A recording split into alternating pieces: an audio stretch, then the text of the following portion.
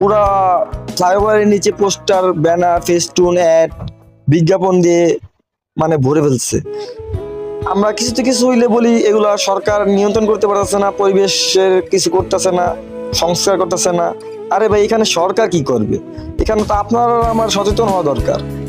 কারণ মহাখালী ব্রিজের নিচে যেই গ্রাফিটি গুলো আর্ট করা আর মগবাজার ব্রিজের নিচে যে গ্রাফিটি আর্ট গুলা, ওইখানে কোনো জায়গায় মানে আমি যা দেখলাম ওইখানে আশেপাশে এত সুন্দর মানে গ্রাফিটি গুলো আর্ট করা আছে, আশেপাশে অনেক গাছপালা সবকিছু আছে।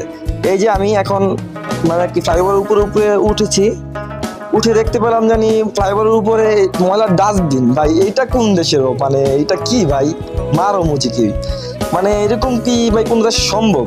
একটা দেশে ফ্লাইওভার, তাও আবার মেইন হাইওয়ে, এটা মানে এখান দিয়ে অনেক দেশে মানুষ যাতায়াত করে, পথচারী আছে হাজার হাজার এখান দিয়ে।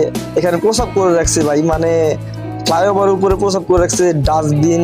তারপর ফ্লাইওভারের নিচে যে পিলার গুলো আছে এখানে ব্যানার, ফেস্টুন লাগিয়ে রাখছে। আবার ওই যে এখানে লেখা রাখছে ঈদের আগে ঈদের শপিং। আরে ভাই, ঈদের আগে ঈদের শপিং বুঝতে পারছি, এটা আপনি আপনার অ্যাড করেন, একটা সাইনবোর্ডে লাগান। আপনি কেন এটা আপনি পরিবেশটা দূষণ করতেছেন? আপনারা আসলে ভাই এখন পর্যন্ত ভাই সচেতন হইতে পারতেছেন। আপনারা আগে সচেতন হন, ওর আরেকজনকে সচেতন করেন। ভাই বাংলাদেশটাকে সুন্দর করতে চাই আমরা। আমি ছোট মানুষ, যদি ভুল করে থাকি ক্ষমা দৃষ্টিতে দেখবেন, কথা অনেক ভুল হইতে পারে, তা আমাকে ক্ষমা দৃষ্টিতে দেখবেন। ধন্যবাদ।